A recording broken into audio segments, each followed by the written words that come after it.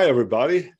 Bill is here today to tell us about a local band from his neck of the woods. When I say that, they are from Wilton, Connecticut. I don't know where Wilton is, but I'm assuming that if a band is from Connecticut, it's a local band to Bill. Right. This band is called Goose. They've been around since about 2014, and they have a new album out called Dripfield, which came out a few weeks ago. And Bill's going to tell us about his fellow Connecticut folks. Yes, I am, Scott. Thank you for introducing the band. As far as accuracy is concerned, Scott is exactly right. They've been around for a while. As far as actual visibility, and in two ways. One is that in terms of profile being raised in the space that they're in, it's gotten pretty high pretty quickly in comparison to their careers, in quotes. But in terms of my awareness, it's been pretty short. I would say maybe 6 months. And the reason I wanted to talk about them is not just because of the local connection, but the fact that this is a band that I really like, and I kind of put in the top of my discoveries for 2022. So there's lots of other stuff that I've found. I thought it's been a pretty good year for a lot of discoveries, but in terms of something that's kind of out of left field for me, this kind of fits a lot of the criteria that I would use as a measuring stick. So just a little bit about this outfit. They are, I guess we would use the nomenclature of a jam band. So they're in that space that the Grateful Dead and Fish, particularly inhabit. So most people, if they think about those types of bands, they have an immediate kind of idea about what the band probably sounds like. And I know exactly what you're saying, because that's what I was expecting. I thought you wanted to answer a question. No. I was just raising my hand going, yeah, me. Yeah, you know what they're like. So Goose is sort of like that, but I would also say that they're sort of not like that. And because my background is not necessarily one of a big fan of the Grateful Dead or Fish, although I like some of the stuff. I approach it from a certain perspective. Anyway, I found this thing to be quite compelling very quickly, and I found it to be one of the most exciting and joyful bands that I found in 2022.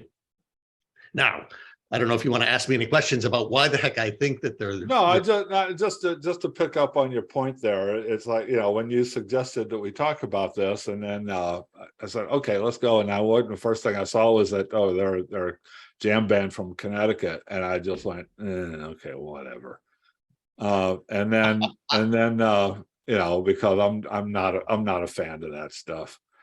But I listened to it. I've listened to it a few times now over the past week or so, and it wasn't that at all. It wasn't that. I mean, you can hear a little bit of that influence in this music, but it was much more tight and structured than I was expecting it to be going into listening to quote jam band.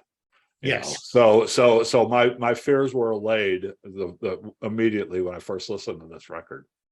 Yeah. So what I found interesting about this band, Scott, is I read a little bit about them from a kind of a music guy whose tastes are similar to mine. So I was interested because he was interested, and I figured that I would follow his suggestions, which was to look on YouTube and see a couple of the Goose videos and see what I thought.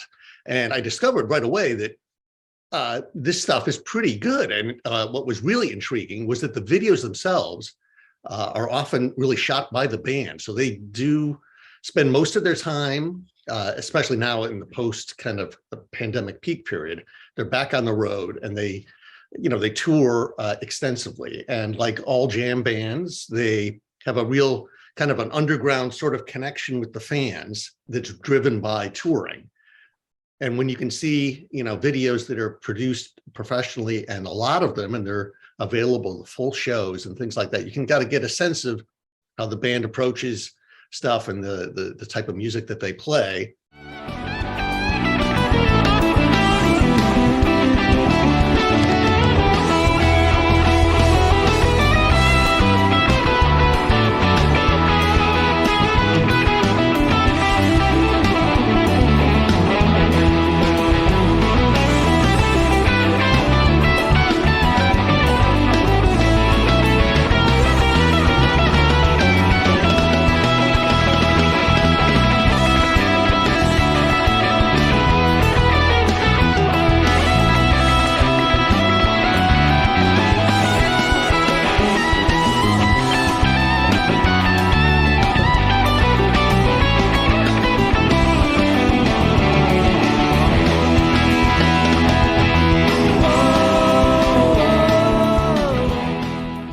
And of course, all of the stuff is present and accounted for. They do have long improvisational stretches, a lot of, guitar work and keyboard stuff. And, they do, like all good jam bands, they do have two percussionists. That is part of the jam band law, says they must have two. And they have two. But the guys in the band are very interesting in terms of their personas and what they bring to the group. So the leader is, I think the most interesting part of this whole collection. So his name, I have to get it right all the time. Peter Anspach? No, Peter's the keyboard and supplemental guitarist. He's very recognizable because he sort of looks like a Super Mario. He's got a mustache, he wears glasses, and he has always got a kind of infectious grin. I mean, he's very cheerful, and he's essentially kind of the band leader in terms of the music coordination. He does the video production. He's the kind of the hidden ingredient that really brings it all together. I think it's Rick Mitaradanda is the guitarist and the singer, and he was really the leader of the band, and his combination of a very, very strong voice. So jam bands notoriously have kind of sketchy singers. He's got a great voice, and he's a really good guitarist. So he is able to stretch out with those improvisational things, and oftentimes Peter's on the keyboards, or he's on a rhythm guitar, or also taking lead. And then Trevor Weeks is the bass player. And he looks like all good bass players. He's got a very unique kind of persona. He has I would say a modified mullet, and he does not move an inch during the show. He just works the bass, but he's definitely engaged with what's going on. And then they have two drummers, Ben and Jeff. They are one of them also sings, and the other one operates all kinds of stuff in addition to the drums, all sorts of percussion things. All of this stuff comes together, though, live. It's great. But when we're talking about Dripfield, the album, as you mentioned, it's got some really good songs that are, I would consider, they're pop songs that have, kind of a jam kind of influence. And so they stretch out sometimes, yes, to that dreaded 7-minute length, but it doesn't feel like it's 7 minutes. It's it doesn't seem like there's an awful lot of unnecessary stuff that's kind of padding the songs out. And when they do it live, sometimes some of those songs, they might be 20 minutes long, and they seem too short, because it's like you want the song to go on a bit longer. And I was really happy because even though they're from my neck of the woods, and as Scott said, Connecticut is this big, so Wilton's about 30 miles away from here, where I live. And in Connecticut, that's kind of a long distance, because it might take you 45 minutes to get there. But I was able to go see them in May in New Haven, which is a good 30 minutes away, sort of a long drive, but I made it. And I was really excited to see them, playing in front of the home crowd.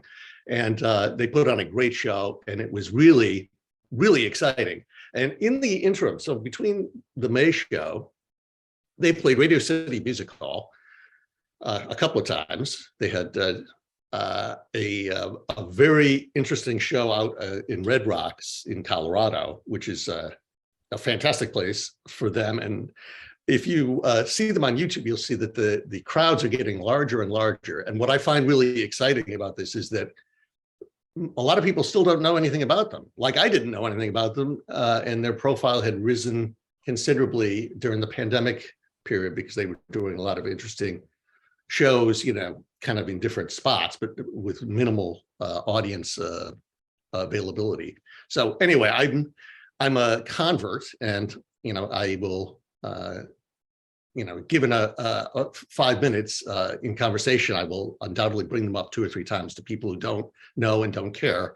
And I will do my best, as if I'm like a Hare Krishna guy. I will try to convince them that they should really give Goose a chance, So that's my suggestion for people who are jam band averse, and I can certainly understand that. I think that if you give them a chance, if the Dead are like the guys who are inspired by folk and kind of blues and early rock and roll, is that kind of their chemical starter point, and Fish is more like arena rock based, that's where they start from, plus Dead influences. Then Goose is more like indie band stuff plus their predecessors. So that's, the chemical mixture is a little bit different, but they combust and they deliver some stuff that's really really exciting and very, very joyful. And heaven knows we could use a little of that. Yeah, I will go through some of their YouTube stuff. I just did a quick search and noticed that there's a lot of things to choose from on YouTube for me when I go to put together this video. So I'll go through that stuff then. Such a heedless one, climbing up.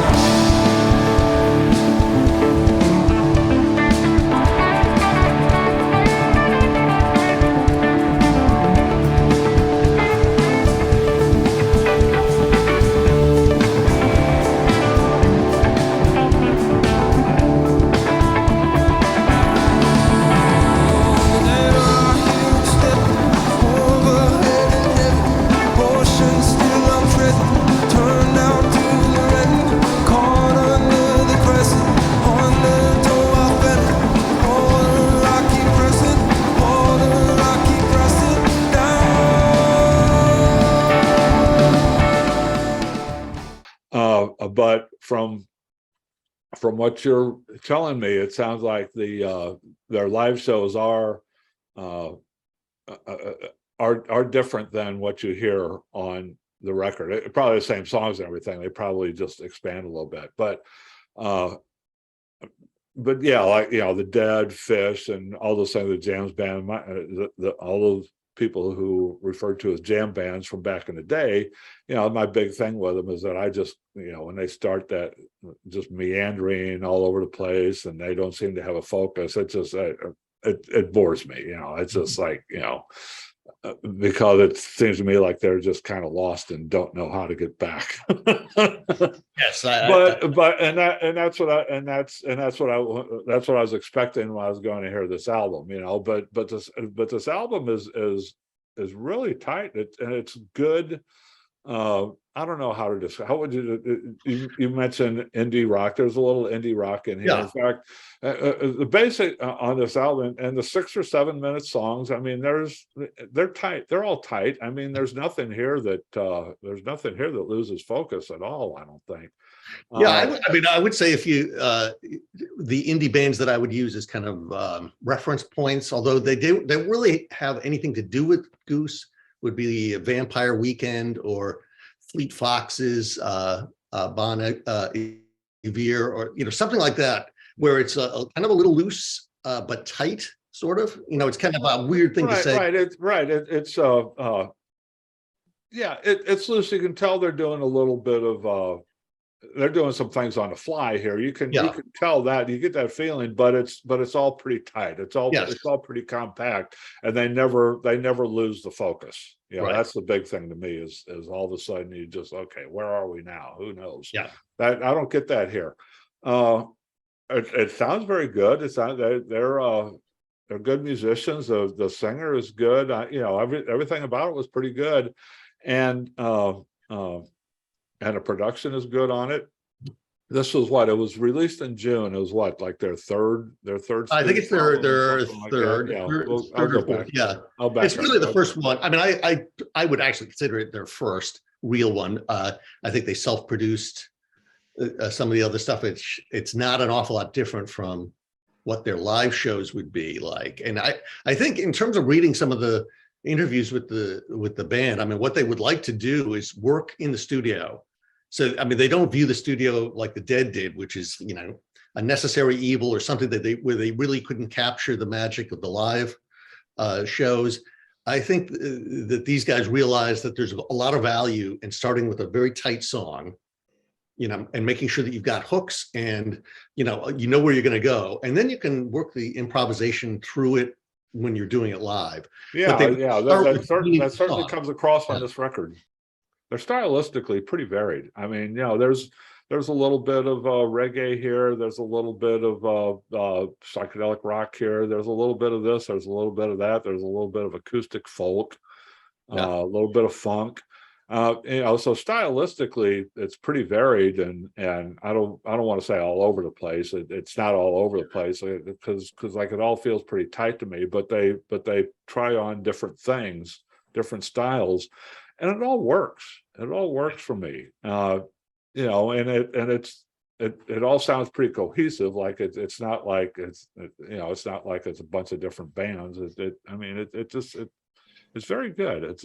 It's a very good. If this is indeed they're the first time that they seriously went to record an album, and if we want to consider this a debut album, they're off to a good start. It was really good and really enjoyable.